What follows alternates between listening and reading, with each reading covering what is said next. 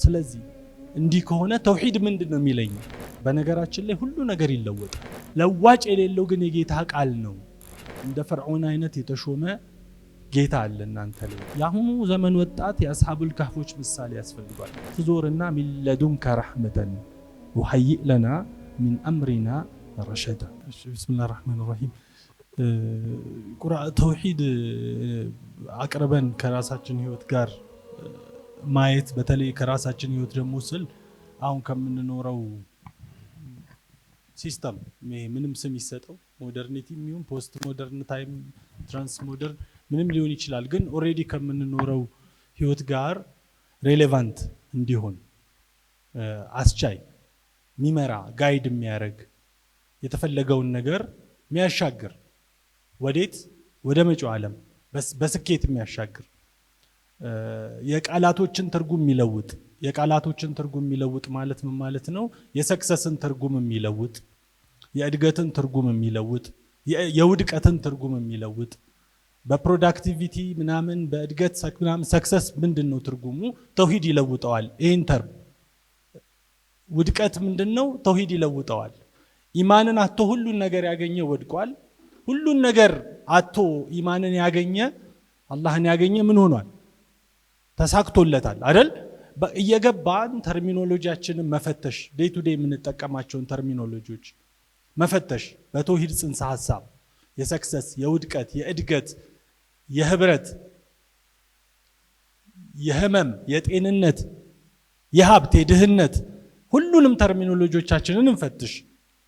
ያ ነው የሚያስኖረው። በነገራችን ላይ ዴይ ቱ ዴይ በግራችን በቀኛችን ምንሰማቸውን አጠገባችን ያሉ ቃላቶችን እንዴት ነው ምን ተረጉማቸው ብለን እንጠይቅ። መጀመሪያ የእውነት ትርጉሙን እንጻፍ። ፕራክቲካሊ የተቀበልነውን ቻሌንጅ እናርግ በተውሂድ መነጽር እነዚህን ተርሚኖሎጂዎች። ሪሊ ስኬት ማለት ለኔ ምን ማለት ነው? የእውነት ታማኝ ከሆነ ለራሳችን። ስለዚህ እንዲህ ከሆነ ተውሂድ ምንድነው የሚለኝ?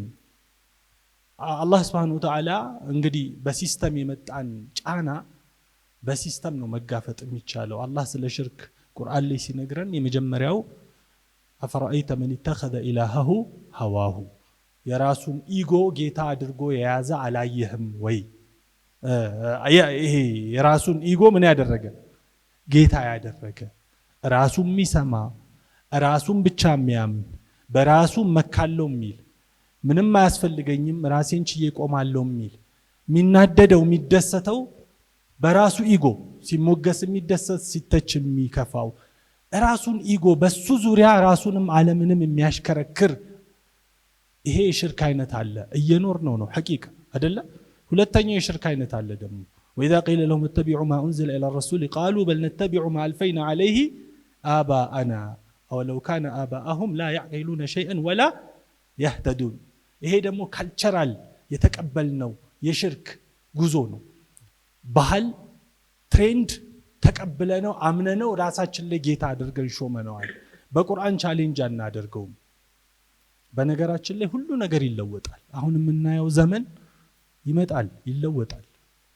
وتلك الأيام نداولها بين الناس وليعلم الله الذين آمنوا ويتخذ منكم شهداء والله لا يحب الظالمين። ዛሊሞች ያልፋሉ፣ ጊዜ ይለወጣል። የበታች ሆናችሁ የበላይ ትሆናላችሁ። ችግር የለም። የበላይ የነበሩትም የበታች ይሆናሉ። ጨቋኞችም ዋጋቸውን ያገኛሉ። ችግር የለም። ቀን ይለወጣል። ማይለወጠው ግን ማን ነው? ማይለወጠው ወትሉ ማ ኡሂየ ኢለይከ ሚን ኪታቢ ረቢከ ላ ሙበድለ ሊከሊማቲሂ ወለን ተጅደ ሚን ዱኒሂ ሙልተሐዳ። ለዋጭ የሌለው ግን የጌታ ቃል ነው። አያችሁ፣ ፐርማነንት ሪያሊቲ እሱ ነው። ሁሌ እውነት እሱ ነው። ስለዚህ ወትሉ ማ ኡሂየ ኢለይከ ሚን ኪታቢ ረቢከ፣ በጨለማም በብርሃንም በመከፋትም በደስታም በቀንም በማታም አንብበው ዝም ብለህ፣ ጊዜ ይመጣል እሱ ላይ ስቲክ አድርግ ይለናል። አያችሁ፣ ካልቸራል ትሬንድ ዶሚኔት አድርጎን የጌትነትን ቦታ ወስዷል። ሁሌ እያየን ይሄ ሴኩላር ቫልዩስ ማቴሪያል ወርልድ the western ethical framework ምናምን በሙሉ ገዢ ሆኖ የሁሉ ነገራችን ሚዛን ሆኖ ሁሉን ነገር ሳናቅ የእስልምና ለፍዞች እያወራን ኢንትሪንሲክ ክራይቴሪያችን ግን ተጎድቷል። አልቋል፣ ተሸርሽሯል፣ ተበልቷል። ሚዛናችን ሌላ ነው። ይሄ የሽርክ አይነት አለ። ሁለተኛ ሶስተኛ ወኢዛ ማ ዓሊምቱ ለኩም ሚን ኢላሂን ገይሪ እንዳለው አይነት እንደ ፈርዖን አይነት የተሾመ ጌታ አለ እናንተ ላይ። እሱም ምን ብሏል? ከኔ ውጪ ሌላን ጌታ አላቀላችሁም። ይሄ ደግሞ ይኖራል ሽርክ። ሌላ ደግሞ አለ ተኸዙ አህባረሁም ወሩህባነሁም አርባበን ሚን ዱኒላህ። ይሄ ደግሞ በብዛት የምናወራው የሽርክ አይነት ነው። ትራዲሽናሊ የመጣ በሃይማኖት ስም የሚደረግ አንዳንዱ ሽርክ እንዳያችሁት ቃሩንይ ነው፣ አንዳንዱ ፍርዖንይ ነው፣ አንዳንዱ ሃማንይ ነው። ሽርኩ እየተለዋወጠ ነው የሚመጣው። ሰዎች ይህንን ሁሉ ጨለማ ሲያበራላቸው ነው ተውሂድን ኖሩ የሚባለው። አያችሁ ተውሂዲክ ላይፍ የሚባለው በደንብ ከሲስተም ተነስቶ እስከ ኢንዲቪዥዋል ከቅኝታችን ከውስጣችን ከሚያዜመው ዜማ ከሐሳባችን ከስነ ልቦናችን ጀምሮ መፈተሽ ሲችል ቻሌንጅ ስናደርገው ነው ተውሂድ ያለመሆኑ አንድ እውነት ብቻ ነው አላህ የጠየቀንኛል። የትም ሁኔታ ውስጥ ኑሩ ወትሉ ማ ኡሂየ ኢለይከ ሚን ኪታብ ረቢክ፣ የጌታችሁን መጽሐፍ አንብቡት። ወትሉ አይደል? ሁለት ትርጉም ነው ያለው። አንድ አንብቡት ነው። ሁለተኛስ ተላ ማለት ምን ማለት ነው? የመጨረሻ አንድን ነገር ከፊት አድርጎ ከኋላ መከተል ምን ይባላል? ምን ይባላል? ተላ። ወትሉ ማለት አንድ አንብቡት ነው። ሁለተኛ ወትሉ ማለት ከፊት አድርጋችሁ ከኋላ ተከተሉት ነው። እሱን እያያችሁ እንዲህ ተጓዙ ነው። እሱ ብቻ ነው። ለምን? ሁሉ ነገር ይለወጣል። ማን ሲቀር? ላ ሙበድለ ሊከሊማቲሂ፣ እሱ ለዋጭ የለውም። ሁሌ ፐርማነንት እውነታ እሱ ነው። በአንድ ዘመን ኋላ የቀረ ሊመስላችሁ ይችላል። በአንድ ዘመን ሁሌ እሱ እውነት ነው፣ እዛው ነው ያለው። ስለዚህ አንብቡትም ተከተሉትም። ወትሉ አንብቡት፣ ወትሉ ከኋላ ሁኑና ከፊት ሆናችሁ ከኋላችሁም ልታረጉት ትችላላችሁ። በነገራችን ላይ ምን ማለት ነው? የራሳችንን የገባነውን የሰገነባነውን አስተሳሰብ ከመፈተሽ ይልቅ እሱን ቫሊዴት ለማድረግ እንጠቀመው ይሆናል ቁርአንን። አያችሁ የራስን የመሸወድ ህይወት አይደለም። ታማኝ ሁኑ፣ ከፊት አድርጉት፣ ከኋላ ሁኑ፣ ተከተሉት። በቃ አንብቡት።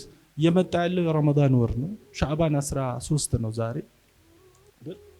17 ቀን 16 ቀን ነው የቀረው። እንግዲህ ከሚነበብባቸው ዘመናት ሁሉ ከፍ ያለው ከሚሰጥበት ጀነረስ ከሚሆንበት ጊዜ ሁሉ የበለጠ ጀነረስ የሚሆንበት ቁርአን በትንሽ ብዙ በረካን የሚያስገኝበት ዘመን ማለት ነው። በነገራችን ላይ ቀደም የነገርኳችሁን የበረካ ኮንሰፕት እንዳረሱ the master of time አላህ ነው።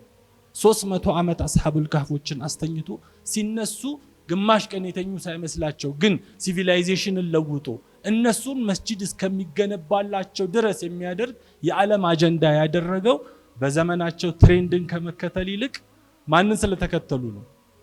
የአላህን መንገድ ኢማንን ስለተከተሉ ነው። የአሁኑ ዘመን ወጣት የአስሐቡል ካህፎች ምሳሌ ያስፈልገዋል። አንደኛ ደግሜ ልናገራት እቺን በጣም ኢንፋሳይዝ መድረክ ስላለባት ረበና አቲና ሚን ለዱንከ ረሕመተን፣ ጌታዬ ሆይ አቲና ረሕመተን አይደለም ሚን ለዱንከ። አያችሁ ተስፋቸው ከሲስተሙ ተማጧል። ሚን ለዱንከ ያሉት ለዛ ነው። ካንተ የሆነን እውነተኛ ረሕመት ስጠን የሚባልበት ዘመን ነው ይሄ። አንደኛ ሚን ለዱንከ ረሕመተን። ከዛስ የምናደርገውን ነገር ወሀይእ ለና ሚን አምሪና ረሸዳ፣ ከፕሮሰሱ የሚወጣውን አውትካም ፖዚቲቭ አድርግልን፣ ብርሃናማ አድርግልን። ራሳችንን አናምንም፣ ፕሮሰሱንም ቴክ ኦቨር አድርገው አውትካሙንም አንተ ረሸዳ የሆነ አድርገው የምንልበት ዘመን ነው። አንደኛ ይሄ በጣም ፕራይመሪ ኮንሰፕት ነው። በነገራችን ላይ ስንት ሰከንድ ቀረ? እሺ ስለዚህ ይሄንን ሳላወራ በሄድ ሐቂቃ በጣም እንትን ስለሚለኝ ነው። አይን ኢንፋሳይዝ አድርጓት። ሚለዱንካ ትርጉሙ ይገባናል። አሁን ባለንበት ሲስተም ውስጥ ተስፋ የለንም። ሲስተሙ፣ ሲቪላይዜሽኑ፣ ካልቸሩ፣ ፕሮሰሱ፣ ማይንድ ሴቱ፣ ፍሬምወርኩ፣ ምናየው ምንሰማው ሚዛኑ በሙሉ ሌላ አቅጣጫን ይስባል። ስለዚህ ትዞርና ሚለዱንከ ረሕመተን ወሀይእ ለና ሚን አምሪና ረሸዳ። ስንል አላህ ዱዓ ስናረግ ይሰማናል። ኢማንን በዚህ ስርዓት ውስጥ እንጠብቃለን አይደል? ከዛ ደግሞ ትልከል አያሙ ኑዳዊሉሃ በይነ ናስ ዘመን ይቀየርና ደግሞ የኢማን ባልተቤቶች ወይም መከናሁም ፊል አርድ አቃሙ ሰላት ዘካን የሚሰጡበት ሰላት የሚያቆሙበት ተምኪን የሚያገኙበት ዘመን ደግሞ ይመጣል። አያችሁ ያኔ ሚዛን አትቀይርም። ሁሌ ሚዛንህ ስቲክ ያረከው ቁርአን ነው። ላ ሙበድለ ሊከሊማቲሂ ወለን ተጅደ ሚን ዱኒሂ ሙልተሐዳ